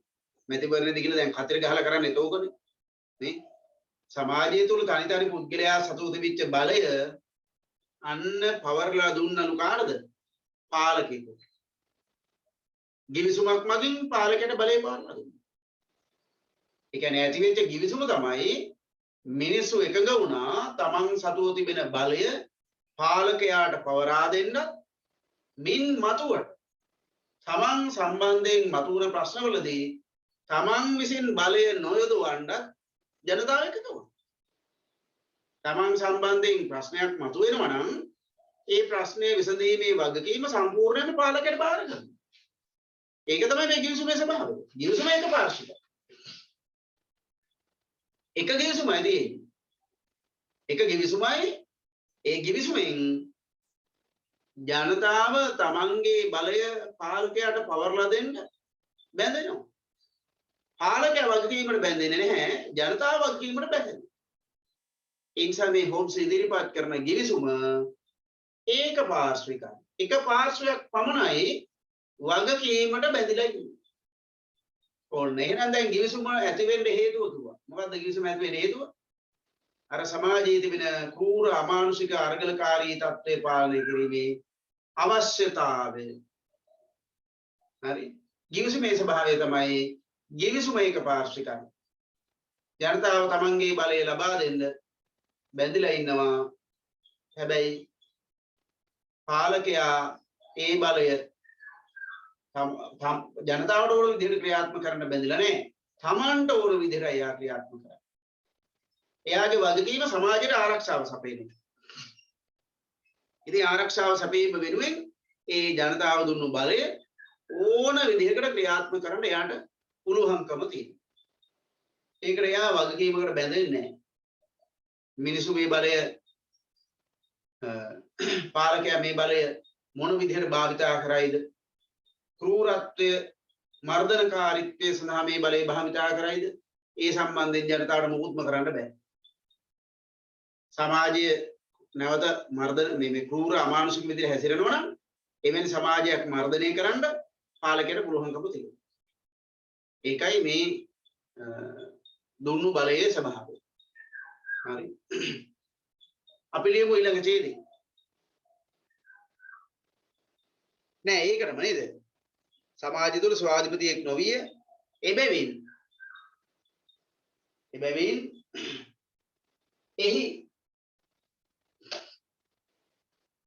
එබැවින් එහි යුක්තිය හෝ සාධාරණත්වයේද නොවිය.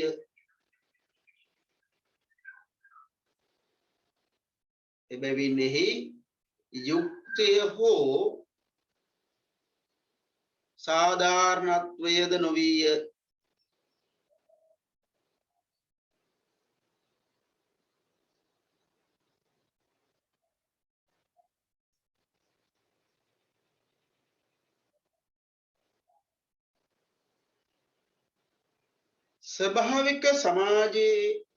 ස්වභාවික සමාජයේ ප්‍රකෘති සමාජයේ ස්වභාවික සමාජයේ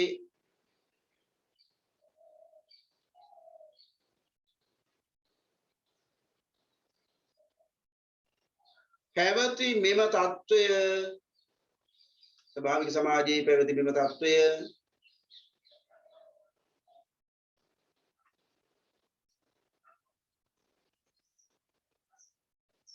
පාලනය කිරීමට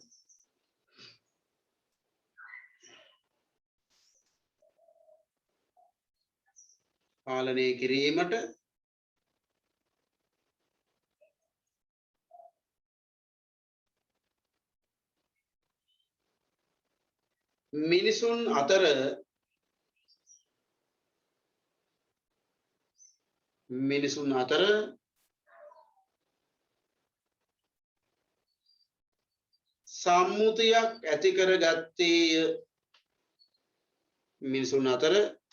සම්මුතියක් ඇති කරගත්තේය.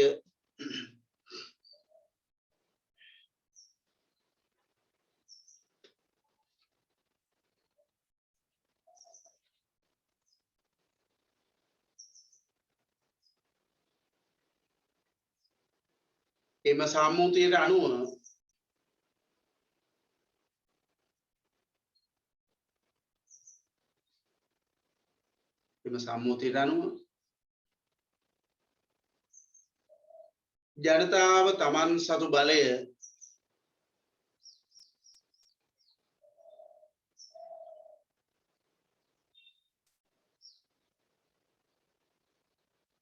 ජනතාව තමන් සතු බලය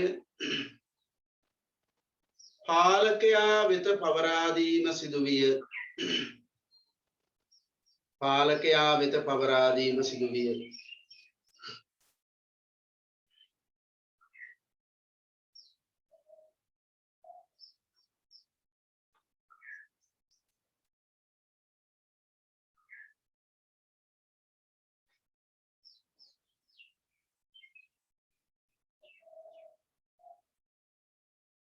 හරි. එතකොට ඔන්න ජනතාව තමන්ගේ බලය පාලකයට පවරා දෙන්න එකඟ වුණා. දැන් මේ ගිවිසුමට නැත්නම් මේ හොබ්ස්ගේ සම්මුතිවාදය තුල හොබ්ස් කියන ගිවිසුම තුල හඳුන ගන්න පුළුවන් සුවිශේෂී ලක්ෂණ කීපයකුත් තියෙනවා. එකක් තමයි ජනතාව කොන්දේසි විරහිතව තමන්ගේ බලය පාලකයාට පවරලා දෙන්න බැඳෙනවා. කොන්දේසි විරහිතව. ඒ කියන්නේ ජනතාවට මේ කේවල් කරන්න, තරක කරන්න එව්ව බෑ. කොන්දේසි විරහිතව තමන්ගේ සම්පූර්ණ බලය පවරලා දෙන්න බැඳෙනවා. එතකොට සම්මුතියෙන් පස්සේ ජනතාව සම්පූර්ණයෙන්ම බල රහිතයි. අය සම්මුතියෙන් පස්සේ ජනතාවට ආයෙ බලයක් නැහැ. ඒ අය සම්පූර්ණයෙන් පාලකයට යටයි. එයාට කිසිම ආකාරයකින් අවුදුරට තමන්ගේ අයිතීන් ආරක්ෂා කර ගැනීම සඳහා බලය යොදවන්න බෑ. දැන් මෙතනින් පස්සේ බලය යොදවන්නේ පාලකයා පමණයි. ඒ වගේම givisuma එක පාර්ශ්විකයි. ඒකත් ලක්ෂණයක් මම ඉස්සරහ කිව්වේ. givisumෙන් දැන් සාමාන්‍යයෙන් givisumක් කියන්නේ ඒක ද්විපාර්ශ්වික වෙන්න ඕනේනේ. නේද? එක පැත්තකින් දැන් මෙතන සිද්ධ වෙන්නේ පාලකයා ජනතාවට ආරක්ෂාව සපයනවා. ඒ වෙනුවෙන් ජනතාව තමන් සතු බලය පාලකයට පවරලා දෙනවා. එතකොට අන්නේ ඕනේ. මොකද්ද? ජනතාව දෙන දේ වෙනුවට පාලකයා දෙයක් දෙනවා. ජනතාව දෙන්නේ බලය, පාලකයා දෙන්නේ ආරක්ෂාව. දැන් එතකොට මේ පාලකයා අපිව අන්තිමට රැවට්ටුවොත් මොකද කරන්නේ? අපිට ආරක්ෂාව සපයනවා කියලා අපේ බලය පාලකයා අරගෙන අන්තිමට ඒ බලයම උපයෝගී කරගෙන අපුව මර්ධනය කරුවොත් පාලකයා වැටත් නියරත් ගෝයන් කානම් කාට කියන්දෝ ඒ ආවනඩු දිබොන.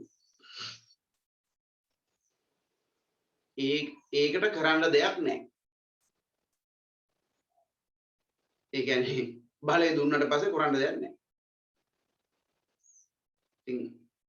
ඒක පාර්ශ්විකයි. ජනතාව තමන්ගේ බලය ලබා දෙන්න බැඳලා ඉන්නෝ පාලකයා ඒ බලය උපයෝග කරගෙන ආරක්ෂාව දෙනවද නැද්ද කියන එකට එයා වගකීමට යටත් නැහැ. ඒ නිසා අනිවාර්යයෙන්ම මෙයාගේ කිවිසුම ඒක පාර්ශ්විකයි. ජනතා පාලකයා සම්මුතියේ කොටස්කරුවෙක් වෙන්නේ නැහැ. ඒ වගේ මෙයා ඉතින් ඒ කොන්දේසි වලට යටත් වීමක් සිද්ධ වෙන්නේ නැහැ. ඒ නිසා මෙන්න මේ ලක්ෂණ මේ හොබ්ස්ගේ මේ තෝමස් හොබ්ස්ගේ සමාජ සම්මුතිවාදී අදහස තුල අපිට දකින්න ලැබෙනවා. අපි ලියමු අලුත් ඡේදයක. මේ ගලාගෙන යෑමට හානි වෙන නිසා තමයි මම හිතන්නේ මම මේක ලියලා තියෙන්නේ. ලියමු අපි අලුත් ඡේදයකින්. හොබ්ස්ගේ අදහස තුල දක්නට ලැබෙන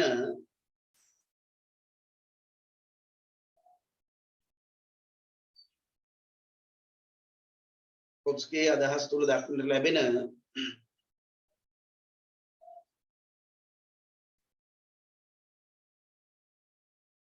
ලක්ෂණ කිහිපයකි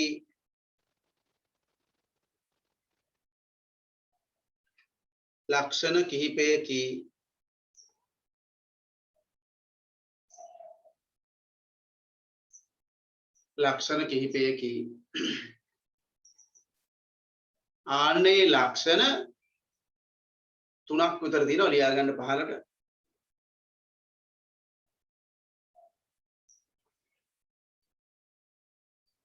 පළවෙනි එක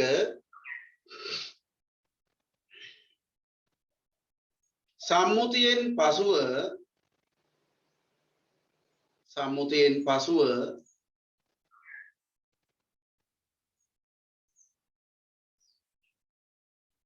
ජනතාවට වෙන වෙනම බලයක් හිමි නොවේ. ජනතාවට වෙන වෙනම බලයක් හිමි නොවේ.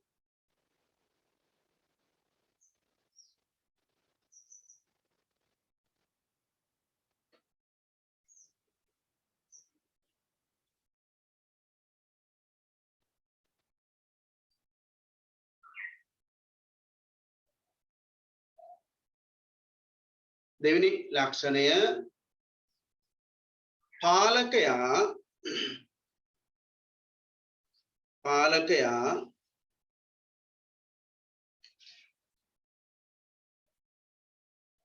සම්මුතියේ කොටස්කරුවෙකු නොවේ.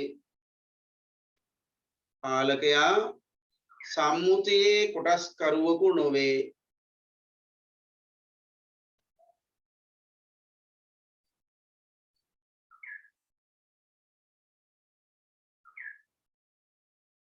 කොටස්කරුවෙකු නොවේ. තුන්වෙනි කාරණය තුන්වෙනි ලක්ෂණය ලබාගත් බලය ක්‍රියාවට නැංවීම සම්බන්ධයෙන්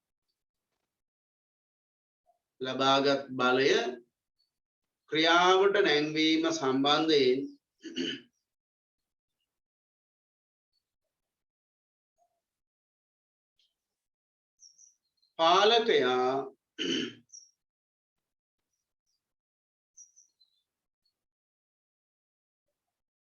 කොන්දේසි වලට යටත් නොවේ.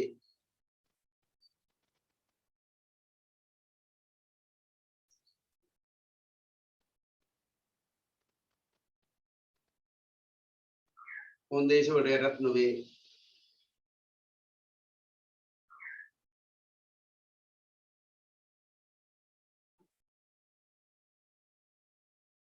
හරි. එතකොට දැන් හොබ්ස් කියන විදිහට මේ පාලකයාට ලැබෙන්නේ කොයි වගේ බලයක්ද? සීමා සහිත බලයක්ද නැත්නම් අසීමිත බලයක්ද? කිසිම ආකාරයකින් සීමා නොකරන ලද බලයක් තමයි පාලකයාට ලැබෙන්නේ. හොබ්ස් කියන විදිහට මේ බලය කිසිම ආකාරයකින් සීමා වෙන්නේ නැහැ. ඒ කියන්නේ අඩුම තරමේ ඒ බලය දෙවියන්ගෙන්වත් සීමා වෙන්නේ නැහැ. දෙවියන්ට කරදු බල. ඉස්සරලා නම් රජුගේ බලය දෙවියන්ගෙන් සීමා වුණා. දැන් මෙයා කියන විදිහට ඒ බලය දෙවියන්ගෙන් සීමා වෙන්නේ නැහැ.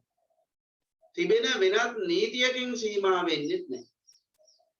ජනතා බලයෙන් සීමා වෙන්නේ නැහැ. මොකද ඒකත් පවර්ලා දුන්නා. දැන් ජනතාවට වාක් කියන්න බැරිලා නැහැ. ඒ නිසා හොබ්ස්ගේ අදහස තුල ප්‍රකාශ වෙනවා පාලකයාට අසීමිත බලයක් පවරා දීම. ඉතින් මේ බලය පාලකයාට උමනා පරිදි ක්‍රියාත්මක කරන්න පුළුවන්. ඒකට විරුද්ධ වෙන ජනතාවට අයිතියක් නැහැ. විරුද්ධ වුණොත් ඒ විරුද්ධ වෙන අයට දඬුවම් දීමේ අයිතිය පාලකයාට තියෙනවා. ඕක තමයි හොබ්ස්ගේ අදහස. ඒක ඒ අදහස් සමස්තයක් විදිහට අරගෙන ලොග්ගේ අදහසත් එක්ක අපි සංසන්දනය කරමු. අපි ලියමු ඊළඟ ඡේදේ. හොබ්ස් ඉදිරිපත් කළ න්‍යායට අනුව හොබ්ස් ඉදිරිපත් කළ න්‍යායට අනුව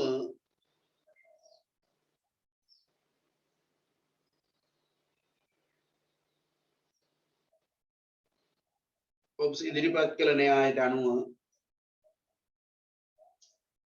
පාලකයාට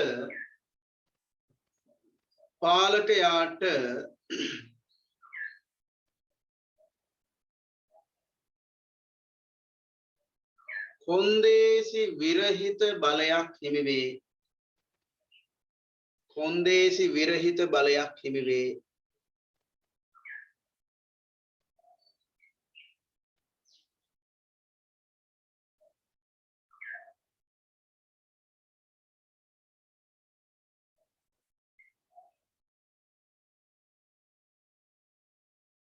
එම බලය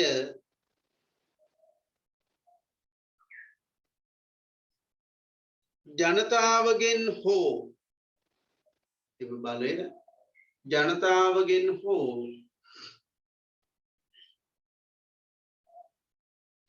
වෙනත් කිසිදු නීතියකින්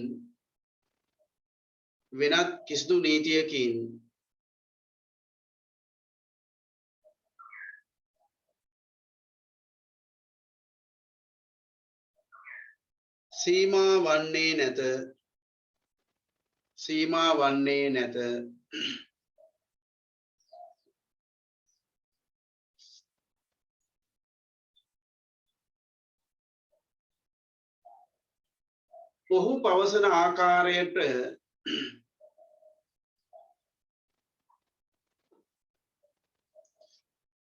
ඔහු පවසන ආකාරයට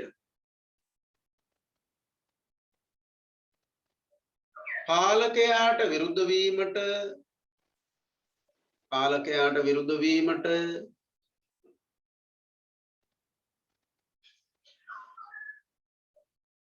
ජනතාවට අයිතියක් නැත.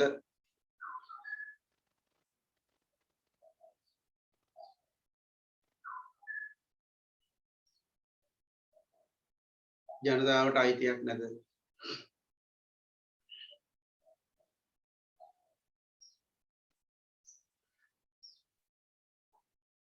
පාලකයාට එරෙහිව කැරලි ගැසීම පාලකයාට එරෙහිව කැරලි ගැසීම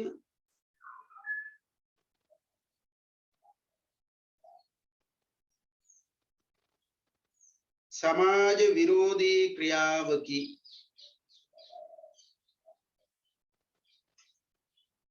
සමාජ විරෝධී ක්‍රියාවකි.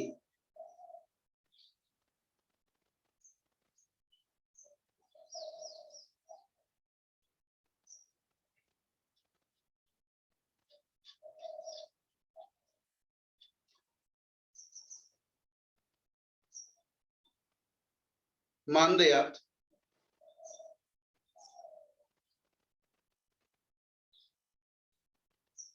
එමගින් නැවතත්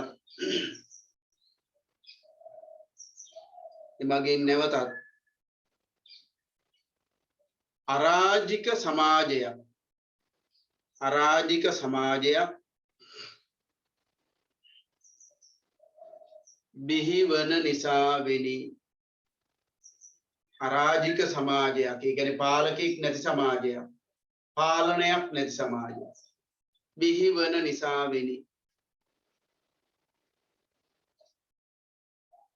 ඔය තමයි සමාජ සම්මුතිවාදයේ පිළිබඳව හොබ්ස් ඉදිරිපත් කරන අදහස.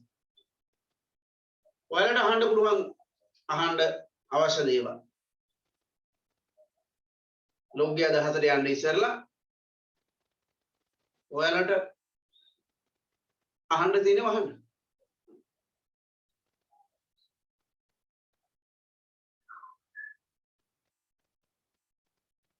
සර් පොදුවේ සමාජ සම්මුතිවාදීන් විසින් පූර්ව රාජ්‍ය සමය ස්වභාවික තත්ත්වයේ වශයෙන් හැඳින්වුවා කියලා කියන්න පුළුවන්ද? ඔය කියන්නේ අර ඒකම නේද ස්වභාවික තත්ත්වය කියලා කියන්නේ ප්‍රකෘති තත්ත්වේ. අර මං කිව්වේ දැන් ස්වභාවික සමාජයේවත් ප්‍රකෘති සමාජය.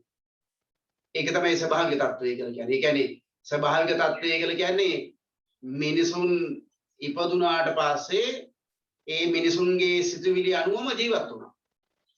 ඒ මිනිසුන්ගේ සිතුවිලි මිනිසුන්ගේ හැසිරීම පාලනය කරන්න අලුතෙන් නිර්මාණය කරගත්ත කිසිවක් තිබුණේ නැහැ. ඒකයි ස්වභාවික තත්ත්වය කියලා කියන්නේ. දැන් තියෙන්නේ કૃතිම තත්ත්වයක් නේ.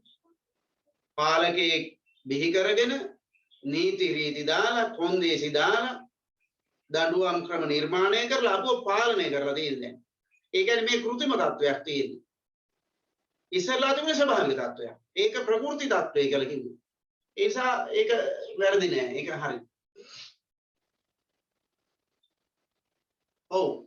වෙන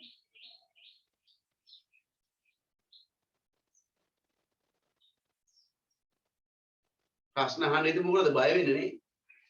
එහෙම බය වෙන්න ඕනේ නෑ. හැබැයි ඉතින් මෙහෙමයි ඉතින් දැන් අහන්න දෙයක් නෑ. ඔක්කොම දන්නව ප්‍රශ්නයක් නෑ. එහෙම නේද අහන්න අවශ්‍යතාවයක් නෑ. හැබැයි ඉතින් ඒව එතකොට ප්‍රකාශයටපත් වෙන්න ඕනේ ලියන පිළිතුරේ. නේද? දැන් දන්න අය මං හිතන්නේ ගිහිල්ලා මේ පටන් ගනිද්දී 42ක් හිටියා. දැන් 31කට ගිහිල්ලා තිනේ දන්න කල්ටිය ගිහිල්ලා. අනේ මන් දන්නේ. කම්මැලි තමයි ඉතින් ශාස්ත්‍රීය අධ්‍යාපනය ටික කම්මැලි තමයි ඉතින්. මොකද කරන්නේ? මේ වැඩේ කොහොමද කම්මැලි ඉතින්. ගෙදර තනියෙන් හොඳ කරා නේද? ඊට පස්සේ සින්දුවක් කරන කීකේ ඉන්නේ ඉතින් මයික් එක ටෝක් කරලා. මුදෙකලා විරාමයේ දෙහමු වෙමුද ටික හමු වෙලා කියන්න තියෙන දේ එහෙම කියලා කියන්නේ. දැන් හමු වෙන්න විදියකුත් නැහැ කියන්න විදියකුත් නැහැ. මාර ප්‍රශ්නේ උනේ රටට වෙච්ච දෙයක් නේද? හරි. වෙන අහන්නමුත් නැද්ද? නෑ. හරි. අපිට ඉවර කරන්න බෑ. ඉතින් ඉවර කරන්න තව පැයක්වත් යනවා. කමන්නේ අපි තව විනාඩි 10ක් විතර තියෙනවනේ කතා කරමු ටිකක් නේ. දැන් එතකොට හොබ්ස්ගේ අදහසත් එක්ක බලද්දී ලොග්ගේ අදහස සරල සම්පූර්ණයෙන්ම වෙනස්. ඒකයි මේ දෙන්නගේ අදහස් සංසන්දනය කරන්න දුන්නේ. දැන් ඔයාලට අහන්න තිබුණානේ මෙහෙම ප්‍රශ්නයක් කවදාකවත් විභාගෙට අහලා නැහැ. හරිද? ඉතින් අහන්න ඉඩ දෙනවා. ඔයාලට ප්‍රශ්නයක් එන්නේ නැද්ද? ඇයි සර් මේ හොබ්ස් ගැනයි ලොක් ගැනයි අහන්නේ? ඉතින් සර් ඉතින් මම ලොක් ගැනයි රූසෝ ගැනයි අහන්නේ. එහෙම සංසන්දනයක් කරන්න දුන්නා. ඇයි එහෙම යන්නේ නැතුව අපි හොබ්ස් ගැනයි ලොක් ගැනයි සංසන්දනය කරන්නේ? ඒ එක කාරණයක් තමයි මේ දෙන්න සමකාලීනයි. ඒ කියන්නේ මේ දෙන්නගේ මතවාදය ක්‍රියාත්මක වෙන්නේ 17 වෙනි සියවසේ. 1600 ගණන්නේ 17 වෙනි සියවසේ. එතකොට මේ දෙන්න එකම පාලකයෙකුට පක්ෂ වෙච්ච සහ විපක්ෂ වෙච්ච දෙන්නේ. බ්‍රිතාන්‍යයේ දෙවෙනි ජේම්ස් රජුට පක්ෂපාතී හොබ්ස් විරුද්ධයි ලොක්. ඉතින් මේ රාජාණ්ඩුවට විරුද්ධ රාජාණ්ඩුවට පක්ෂ. ඉතින් එතකොට එහෙමනම් ඒ දෙකනේ සංසන්දනය කරන්න අපිට ප්‍රමාණාත්මක කරුණු තියෙන්නේ. රූසෝ රාජාණ්ඩුවට විරුද්ධ වුණාට රූසෝ රාජාණ්ඩුව ගැන එහෙම ප්‍රබලව කතා කරන්න ගියේ නෑ. රූසෝ රාජාණ්ඩුවට විරුද්ධ වුණා ඒක හරි. නමුත් ඒ ගැන බරපතල අදහසක් එයා ඉදිරිපත් කරලා නෑ. ඒ නිසා රූසෝවයි හොබ්ස්වයි සංසන්දනය කරන්න තරම් ප්‍රමාණාත්මක කාරණා නෑ. සමහර තැන්වලදී ලොග්ගේ අදහස් සහ රූසෝගේ අදහස් සමාන වුණා. බැලූ බැලමට ඒ දෙන්නගේ අදහස් වල ලොකු වෙන කියන්නේ ප්‍රබල විරෝධතා ගොඩනගෙන දැන් නෑ. ඉතින් එහෙනම් ලොක්වයි රූසෝවයි සංසන්දනය කරලා තේරුම්කුත් නෑ. සංසන්දනය කරන්න ඉන්නේ මේ දෙන්න විතරයි. ඉතින් මේකේ සංසන්දනයක් આવුත් මේ දෙන්න ගැන මිසක් මේ දෙන්නගේ එක්කෙනෙක් එක්ක රූසෝ සංසන්දනය කරන්න එන්නේ නැහැ. ඒක ඉන්දුරාම කියන්න පුළුවන්. එන් හොබ්ස් රාජාණ්ඩුවට පක්ෂ වෙච්ච කෙනෙක්. අපි මේක අවසාන භාගයේදී කතා කරමු. 1642 ඉඳන් 1648 දක්වා බ්‍රිතාන්‍ය තුළ සිවිල් ගැටුමක් නිර්මාණය වුණා. මේ 17 වෙනි සියවස කියන්නේ බ්‍රිතාන්‍ය තුළ රජුට එරෙහිව වරින් වර සිවිල් ගැටුම් ඇති වෙච්ච කාලවකවානුව. එතකොට සිවිල් වැසියන්ගේ මතවාදය පෝෂණය කරුවේ ලොක් විසින්. සිවිල් වැසියන්ව මර්ධනය කරන්න රජුට අවශ්‍ය මතවාදය දුන්නේ හොබ්ස් විසින්. එතකොට මේ 1642 දී ඇති වෙනවා සිවිල් අර්බුදයක් රට ඇතුලේ. ඒ කියන්නේ ජනතාව රජුට විරුද්ධව සටනක් ආරම්භ කරනවා. මේ සටන මර්ධනය කරන්න රජු තමන්ගේ හමුදා බලය උපරිම වශයෙන් යෙදුවා. යොදවලා සිවිල් අරගලය මර්ධනය කෙරුවා නතර කෙරුවා. හැබැයි දැන් මෙහෙම කරපු එක සාධාරණීකරණය කරන්නත් එපා. දැන් ඔය දාන්නේ. ඇයි බාර් ඇරලා තියෙන්නේ? ඒක සාධාරණීකරණය කරන්න ඉන්න ඕන අය Facebook එකේ උන් තරම් ඉන්න. අර පාරවල් ගානේ පොඩි ව්‍යාපාර කරන මිනිස්සු ජීවත් වෙන්න ක්‍රමයක් නැහැ ඔක්කොම වහලානේ. ඉතින් ඒ අය වෙනුවෙන් පෙනී හිටින මේ ඒගොල්ලන්ගේ සංවිධානය පහුගිය දවස්වල මේ 20 දෙනෙක් විතර එකතු කරගෙන බොහොම දුරිනුත් ඉඳගෙන නිරෝධා නීති රැකගෙන මාස්ක් දාගෙන හිටියා. මේ විරෝධතාවයක් නිහඬ විරෝධතාවයක් දැක්වුවා බෝඩ් එල්ලගෙන. පොලිසියෙන් ආවා කුදලගත්ත අර නායකත්වයේ දුන්නු කෙනාව අරගෙන ගියා බලහත්කාරයෙන්. හැබැයි බාහිරලා පොරකකා මිනිස්සු නේ පොරකකා මිනිස්සු ඉන්නවා. මගේ මේ කැම්පස් එකේ ජූනියර් මල්ලි කෙනෙක් හිටියා මේ මහව ගෙවල් උරුණෑගල මේ සම්පත් බැංකුවේ හරි සම්පත් බැංකුවේ දුකද වැඩ කරන්නේ. මිනිහා පෝස්ට් එකක් දාලා මම උද උදේ වාහනේ යනකොට පොලිස් මුරපලක් හම්බුණා. මගේ හෝ පොලිස් නිලධාරියෙක් කොහෙද යන්නේ? මං ගියා වැඩට යනවා. ඊට පස්සේ ඉල්ලවලු හැඳුනුම් පද. ඊට පස්සේ ඉල්ලවලු සේවා මේ හැඳුනුම් පද. ඊට පස්සේ ඉල්ලවලු ආයතන විසින් නිකුත් කරපු ඇඳ නීති බලපත්‍රය සේවය සඳහා යන්න දෙන අවසර පත්‍රය. ඔක්කොම දුන්නාට පස්සේ ටිකක් සාද්ද දාලා ගොන කියලා. මේ ප්‍රබන්ධයක් කියන්නේ මේ උපකල්පනය කරපු නිර්මාණය කරපු කතාවක් මේ කියන්නේ. සත්‍යයක් නෙමෙයි මම හිතුවා සත්‍යයක්ද කියලා. නෑ ඉදිරියේදී වෙන්න තියෙන එකක් කිව්වා. ඊළඟට එනකොට තව පොලිස් මුරපලක් හම්බුණාලු. නැවතුණලු. කොහෙද යන්නේ කියලා. එකක් සාද්ද දාලා ගොළු බාර් එකට යන්නේ කියලා. ආන්සර් යන්නේ කිව්වා. එතකොට දැන් මේ අර ප්‍රබන්ධය තුල උනත් නිර්මාණය කරන තියෙන මොකද්ද? බාර් එකට යන්න බාධා නැහැ. සේවයට යන්න බාධා.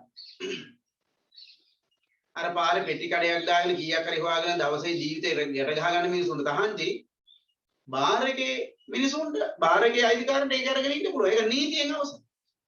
ඒ පාර්ලිමේන්තුවේ ඉන්න 225 දෙනාගෙන් 100 දෙනෙකුට වැඩි ප්‍රමාණයකට දිනනවා බාර්. අරක්කු බාර්. ඉතින් එහෙමනේ ඒගොල්ලන්ගේ ක්‍රමය නේ. ඉතින් ඒව සාධාරණීකරණය කරන ඕන තරම් මිනිස්සු ඉන්නවා. ඒ වගේ රජු විසින් බලය යොදවීම සාධාරණීකරණය කරන්න හොබ්ස් යොදාගත් උපාය මාර්ගය තමයි සමාජයේ ක්‍රූරයි සමාජයේ ගැටුම්කාරී මිනිසු මේ ආත්මාර්ථකාමී ගැටෙනවා ඒ නිසා එවැනි සමාජයක සීලාචාර භාවයේ නැහැ සදාචාර සම්පන්න බව නැහැ සාමකාමී බව නැහැ මිනිසුන්ගේ ආරක්ෂාව නැහැ ඒ නිසා එවැනි සමාජයක් පාලනය කරන්න නම් බලය යොදවන්න ඕනේ ඒ හින්දා මිනිසු පාලකයට සම්පූර්ණයෙන්ම තමන්ගේ බලය දුන්නා. පොඩ්ඩක්වත් තියාගෙන ඔක්කොම ටික දුන්නා. මේ මතයට සම්පූර්ණයෙන්ම විරුද්ධයි ලොක්. ලොක් රාජාණ්ඩුවාදයේ ප්‍රතික්ෂේප කළා. ඉතින් ලොක්ට අවශ්‍ය වුණේ සීමිත බලයක් සහිත ආණ්ඩුවක් නිර්මාණය කිරීම. මොකද ලොක් ජීවත් වෙච්ච කාලය තුල 1950 වගේ කාලය තුල බ්‍රිතාන්‍යයේ ඇති වුණා සිවිල් ගැටුම් නැවත වතාවක්. වරින් වර ඇති වුණා. ඒ වගේදී පාලකයා අසීමිත ලෙස බලය යොදුවා. මිනිසුන්ගේ නිදහස අහිමි කරලා දැම්මා. ඒ නිසා සම්පූර්ණයෙන්ම රාජාණ්ඩුවට විරුද්ධ වුණා ජෝන් ලොක්. ඒ හින්දා ලොක්ගේ අදහස් තුල තියෙන්නේ රාජාණ්ඩු විරෝධී භාවය. හොබ්ස්ගේ අදහස් වල තියෙන්නේ රාජාණ්ඩුවට පක්ෂපාතී බව. ලොක්ගේ අදහස් වල තියෙන්නේ රාජාණ්ඩුවට විරුද්ධ ඒවා.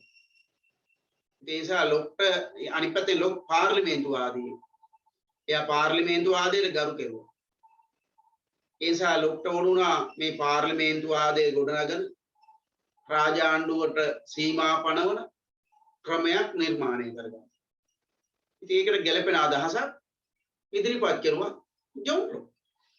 ඒකේ ප්‍රතිඵලය තමයි ජෝන් ලොක්ගේ අදහස් වලින් හොබ්ස්ගේ අදහස් වෙනස් වෙනවා. හොබ්ස්ගේ අදහස් වලින් ලොක්ගේ අදහස වෙනස් වෙනවා. ඒ නිසා පරස්පරයි. අන්න ඒ බව තමයි අපි මේ සංසන්දනය කරන්නේ. අපි ඉතින් ඊළඟ දවසේ ලොක්ගේ අදහස කතා කරමු. යා ප්‍රකෘති සමාජයේ සම්බන්ධයෙන් මොනවද කිව්වේ? ජීවිසුම ඇති වෙන්න හේතු විදිහට මොනවද පෙන්ලා දුන්නේ? ජීවිසුමේ ස්වභාවය කොයි වගේද? ස්වභාවික සමාජයේ ස්වභාවය ප්‍රකෘති මේ සිවිල් සමාජයේ ස්වභාවය කොයි වගේද? ඒවා හොබ්ස්ගේ අදහස් එක ගැලපෙනවද? එකිනෙකට වෙනස්ද? අපි කතා කරමු. හැබැයි ලබන සතියේ ප්‍රශ්නයකට උත්තර ලියන්න තියෙනවා මතක තියාගන්න. ඒ නිසා ඔය රාජ්‍ය පාඩමේ තියෙනවා කීවද? නැත්නම් ඒක වල වැඩක් කරන්නේ නැහැ නේද? දැන් නිකන් ඔහේ යනවා තේරුමක් නැහැ නේ එහෙම යන්නේ. ලොකු වැඩක් නැහැ නේ පුංචි වැඩක් කරන්න තියෙන්නේ. හරි එහෙනම් අපි ලබන සතියේ හම්බෙමු. ප්‍රශ්නයකට උත්තරයකුත් ලියන්න සූදානම් වෙනවා. එහෙනම් ආයුබෝවන් හැමෝටම සුබ දවසක්. ආයුබෝවන්.